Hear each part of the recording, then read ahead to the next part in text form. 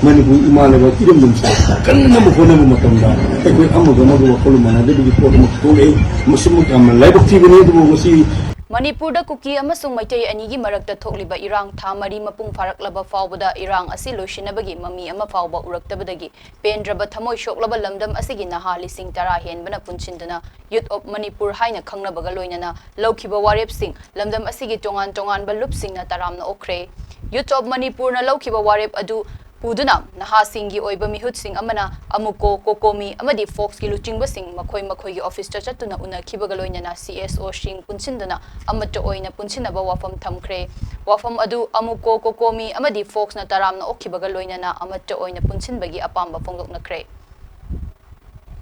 I give me Santos or Jam, Olivia Mukoda, Secretary One Nation, again,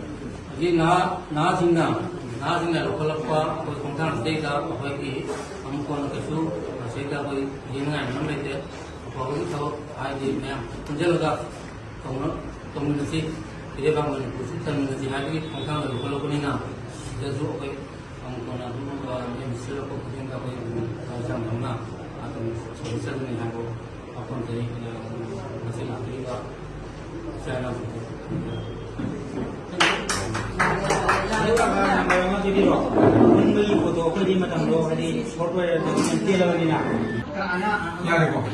Youth of the Manipur ngasi serol direktuna ikoida ngasi mayam Manipur Consultancy haibagi forum labi bese akoi Federation of Civil Society Organization Manipur ko inadi akoi tasin yajiningi akoi miyam na masi punni haibagi madugi to Federation of Civil Society Organization is thamoi sing harau unduk sei ado akoi di miyam gi damukta leiba organization na miyam na hairpa pudima akoi madu sabsan miyam gi damukta koi makoi akoi madugi thorang dung pena akoi de sinejar ko pudima koi lobjagani haibasima hamjani aduna ngasi lapiri ba Youth of the Manipur da akoi na hobby ro kuna lakuma tan miyam kullaga thabuk to bine haibase Federation of Civil Society Organization folk ki magi dagidi akoi gi positive response na logi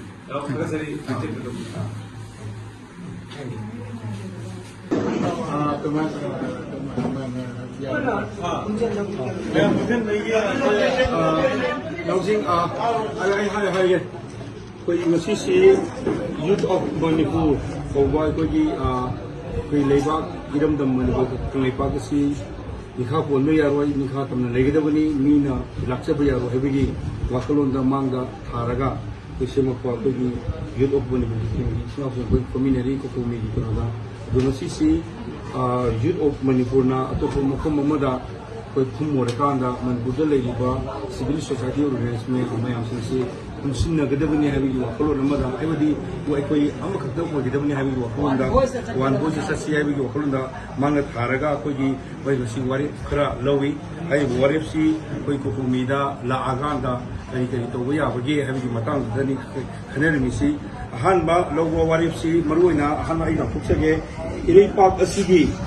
yelahumi ki damakta association natraga organization singna amato oina punshin miduna miyamgi ihul khangna thabuk to view aiba wafmama aduga ani subada association natraga organization amata oina punduna numit khumni gi manungda state assembly kongnana ba kongjung sanction view haiba ma aduga hum subada akoi gi iran asiga mari leinana koi leikidaba athoba amadi soktuna leiniba athoba singi makomda matik saba compensation ine naba koi lengakta taksin view haiba wafum humsi koi hoji kogi kokomi gi koi leibiri ba kai kumezara ba gi collection mam kunna aduga imamaira paibi amadi kokomi gi advisor singyauna ing si sumi kumon komjabani ikom si ki tansana lakpai dare mayam si koi khanar kanda hoji Manipur ki miyam da Manipur ki people singda kokomi gi magai degi amadi youth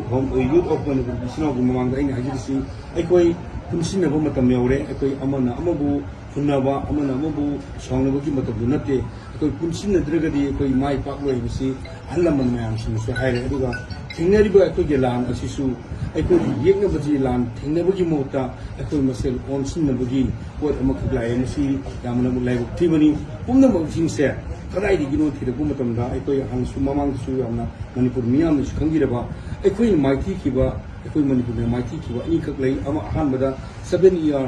devastation ꯍꯥꯏꯕꯗꯤ ꯆꯍꯤ 8 ꯈꯨꯟꯗꯥꯛꯄ ꯃꯗꯨꯁꯨ ꯑꯩꯈꯣꯏ ꯃꯁꯦꯟ ꯃꯥꯟꯅꯗꯕꯗꯒꯤꯅꯤ ꯑꯗꯨꯒ ꯑꯅꯤꯁꯨꯕꯗ Anglo Manipur war ꯃꯗꯨꯁꯨ ꯑꯩꯈꯣꯏ ꯃꯁꯦꯟ ꯃꯥꯟꯅꯗꯕꯗꯒꯤꯅꯤ ꯍꯧꯖꯤꯛꯅ ꯂꯨꯔꯕ ꯇꯟꯖꯥꯁꯤꯗ ꯀꯔꯝꯕ ꯂꯨꯔꯕ ꯇꯟꯖꯥꯁꯤꯗ 2023 ꯌꯧꯔꯛꯄ ꯀꯥꯟꯁꯤꯗ ꯑꯩꯈꯣꯏꯒꯤ 2327 ꯁ꯭ꯀ꯭ꯋꯥꯔ ꯀꯤꯂꯣꯃꯤꯇꯔ पाक चौबा स्क्वाड में पाक चौबा इन्हें पाक गेम नम सी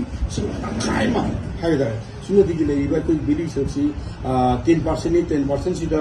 मॉल हिल समझी लोकल से खाई दोगे कभी कोई नहीं ले वो only 6% की 6% का कुंडा तो नहीं भाई कोई मज़े सिंगा मनी कोई ईमान है वो इधम नम से कन्ने नम खोने में मतम दा कोई अमगो वो कोलो मना दे भी कोट मत तो ले मशीन में क्या मन लाइव थी बनी है तो वो मसी लाइव थी बस थी ना सोशल मीडिया की वो मांगता है लंगांगे सी कोई पुलिस से कोई पुलिस ना वो है तो नहीं कोई अमुक कोई बप्पा महीने यूनिटी इज स्ट्रेंग है तो नहीं तो ना कोई कोकोमी है बसी कोई हाना मा 2019 के अक्टूबर की तांग कुंगा माचोदा मणिपुर ले बिरीबा सिविल ऑर्गेनाइजेशन याम पुलिस लुगा सेंग के बा अदिगुंबा कोकोमी ने मसीदा अतो पुलिस लुना ले पोसिदा अतो बकना कना पुलिस न बया बगे अदुगा ले बिरीबा तोंगान तोंगान थोबिरीबा इमा लेबा इदम दम सिगिदमदा थोबिरीबा मयाम सिनसु मयामसु हुजूसिक लाउसी मैरा पाइबी इमा सिंना अदुगा लाउबा सिना पुलिस नो हैबदुनेबा सिगी पोसे कोई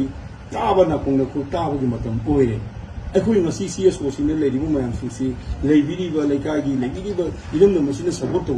तौर का तौत्र काना कदागी सीएस ओन अदुना मसी याम सीरियस ओइबा मतांग वनियन खंजरगा यूथ ऑफ मणिपुर नसी इमालेबा इदम न लेबिरीबा सीएस मयाम सिंग पुछना कदम नायबसे मसी वेलकम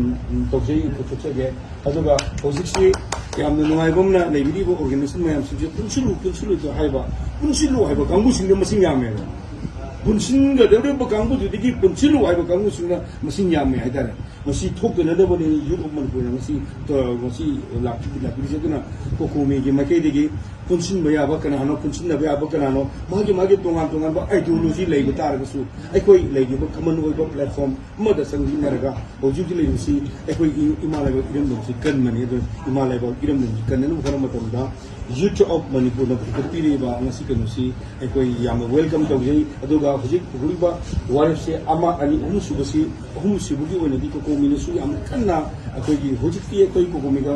बोयकॉट तौरबनिना वसी हुजिक वारी सनजद्रे मसी मुदी आई मयाम होन सिंदुक्सगे दुगा अखोई नुकन प्रेशर तौबनिना हुजिक सोइबा नांगिबा लेगिदबो मयाम सिंदुगिदि अदु हुजिकसी याम फजना तौचते लेनकल नारांग मुक्सु तोरबुंग दिगा परा तोरबुंग दिगी याम इसन पियागदरा मुंग बियागदरा पी अमगी मादबा मागी कनुसु अखोई दिसी बिसंग चल तौजरमनि अदगी अमना लेरिबा सिगा हुजिक अनि सुबुगी पोसी आई याम जेनुन ओइबने आई लाक्तोजगे एसोसिएशन नत्रगो ऑर्गेनाइजेशन अमता ओइना पुंदुना नुमित खुमनीगे मनुंगा स्टेट असेंबली कौननबा कोई खोंथाम सेंक्शन व्यू हाइबो पोसे मसी क्वाइदगी जेनुन ओइबो पोनी मसी मणिपुर लेंगानसु मसीगी सेंटिमेंट से खंगना थबक तो बियो दुबु मसी लखोंगा पुंदुदु फोटो अखोगी एसोसिएशन मयाम सिंगो आन पुल्लकांदा तारीख अहमसिदा अखोई कमना लाक्तोसी यारबरा याद्रिब्रा हाइबो फोटो पुंदुदु मयाम को खुमिनरकांदा सुंदरा पुल्लकांदा पुंदुदु फोटो गसिदी अखोई सिदा लाए पुंदुदु नोने पुनहनिंगबो मयाम सिलेंगनि पुनहनिंगबो मयाम दो अखोई पुल्लकांदा कई मिंग लाक्तोसीगे हाइबो अदु मखनबो मतोता हाइबो फोटो कोकोमी की माइकैदिगी थमजगे